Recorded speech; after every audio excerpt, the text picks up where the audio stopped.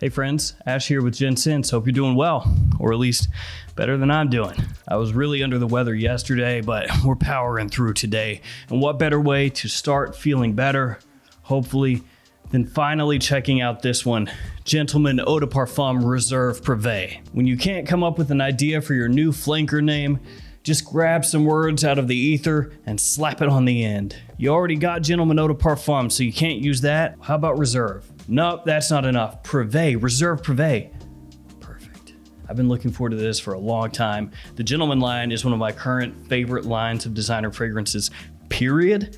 And I love the way they use iris. So now I'm gonna crack into this, show you the presentation, spray it on, and let's see how it is. Hopefully good.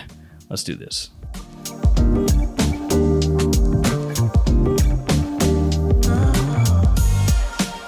Let us open the box.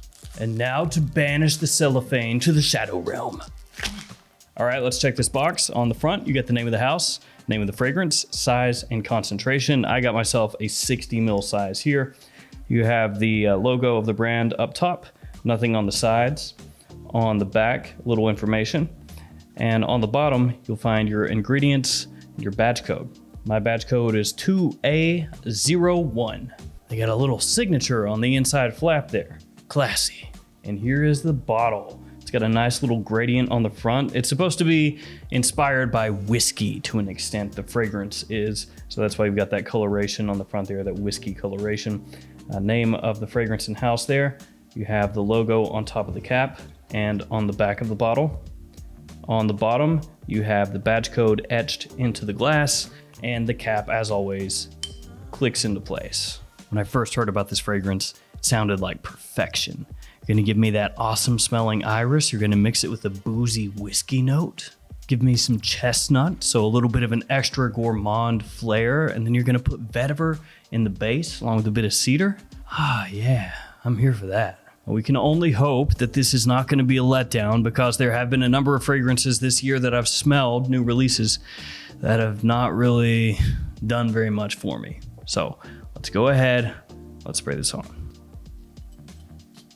I can smell it already. It's got a big push to it right off the bat. Sometimes you'll spray a fragrance on and you don't really pick it up initially. This one, as soon as it hit my hand, it ricocheted back and whopped me in the face. So good amount of power here, it seems like.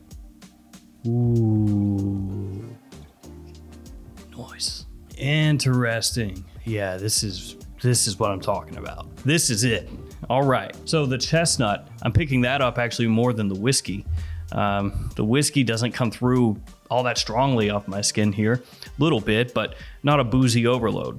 Instead, it's like this chocolatey chestnut mixing together with the iris right off the bat. The citrus in here is definitely more just a little nuance. It's like the citrus that you'll find in a number of different iris-based designer fragrances, where technically it's there, but it's not a focal point. Basically, it's just there to give a little touch of freshness off the top and lead you into the mid and base, where things are gonna get deeper and richer. Oh man, I love this. I love this. This is really good. Starting to get all mush-mouthed when I'm talking about this, but this is the style of scent that I'm all about. Now, what this is actually reminding me of in the opening is like a mixture of that gentleman DNA, the way that it comes across in Eau de Parfum to an extent, mixed with something like Valentino Uomo, and also flecked with bits and pieces of Dior Homme/Dior Homme Intense. It's like an amalgamation of the lines put together, the big iris designer fragrance lines. Well, Valentino Uomo used to be. It's not anymore, but used to be. And yeah, the more this dries down, the less that whiskey is really there. So it may have been an inspiration here, but it doesn't actually come across all that boozy at all. It actually is going much more to the chocolatey, nutty, gourmand side. Mixed, of course, with that iris, which is very prominent right in the opening and the mid, but not as heavy as it comes across in the original Gentleman Eau de Parfum. I think this smells absolutely fantastic. It does not go too heavy on the powdery side of things. Really, really top-notch stuff. As this hits the mid, I'm getting what comes across as leather. like an undertone of leather. Not an official note in the fragrance, but the more this stays on my skin, I can pick that up. It's like you have this hazelnut, this chocolatey kind of feeling, the iris all playing on top of a leather base. And that could just be me. I mean, it's not really overwhelming, it's not super prominent, but I definitely pick up kind of a leathery nuance as this is drying down, which again ties it in a little bit with some of those facets that you'll find in Valentino Uomo and Uomo Intense. I'm so thankful that this smells up to par. I was worried that it was gonna just be somehow a misfire, maybe it wouldn't work for me, whatever, but I love this. As far as first impressions go, this is killer, because a lot of times with me, first impressions will be so-so, you know, it's not anything that grabs me, but then as time goes on, I wear it more, maybe it grows on me a little bit. Sometimes I actually like it less as time goes, but usually fragrances don't just immediately wow me and I love them. This one I do. I guess the biggest surprise for me here is going to be that whiskey, because this is supposed to be inspired by whiskey, and then you have the bottle that has that tie-in as well with the gradient coloration. I was expecting a lot more booze, and there's a little around the edges for sure, but it's not an overload. It's not as much as I was expecting, I'll say that much.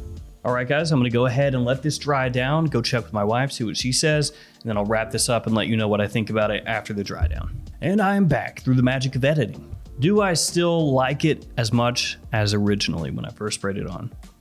Yeah. That leathery feel, that lasts for me just pretty much through the mid. Once you hit the dry down, that dissipates and goes away. That rich sweetness, you know, that chocolatey, nutty kind of feel, that carries over into the dry down. The iris, of course, sticks around. Then you get a nice little bit of woodiness that comes out and replaces that leathery feel once you hit the dry down. Kind of a bummer that I'm getting this and wearing it for the first time in March, because this is not a spring and summertime fragrance at all, but that's just how it played out. I would have loved to have had this in fall and winter. I would have worn the heck out of it. In cool weather, I'd say this trends a little bit more toward nighttime use, but really you can wear it daytime or nighttime. Oh, and the wife, she loved it too. She's had to come around to iris-based fragrances over the years. So, I mean, if your lady friend or just people in general that you hang around with don't really like iris, this may or may not change their impression on that note. But she loves it, so that's a big thumbs up from me. And she picked up on that hazelnut pretty much right away. So when I came up there and had her check it out, she picked up on the nuttiness pretty much immediately. That's a big nut. And of course she did key in on the iris, but overall really enjoyed the kind of take that they did here, the twists that they made to the DNA. It's a very interesting fragrance in the sense that it seems to be taking some ideas from some of the other big designer iris fragrances and melding them together.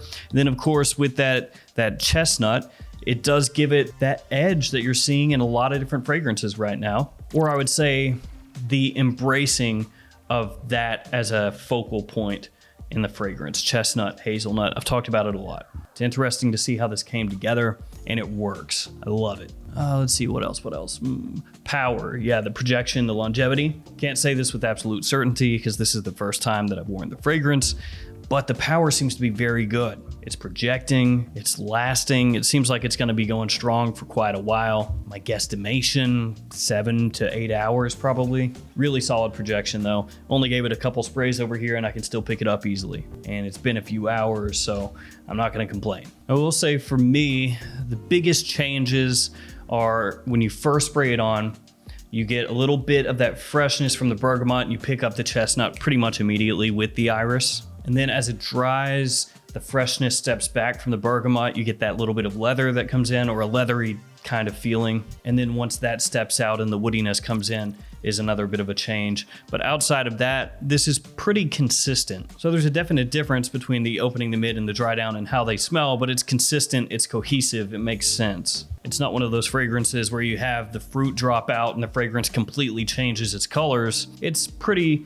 similar the whole way through, just with those nuances that I described before. Love the fragrance, absolutely killer. If you're a fan of this line, gotta check this stuff out. I think this stuff is fantastic. Absolutely worth the price. That might be my favorite designer fragrance released of the year so far. or at least of the new ones that I've bought and smelled, we'll say. There we go. Gentleman Reserve Privee. For me, worth the wait. Love it. All right, guys, that's going to do it for me. Thank you for hanging with me. Thank you for your support. Stay safe out there. See you guys tomorrow with another fragrance video. See you later.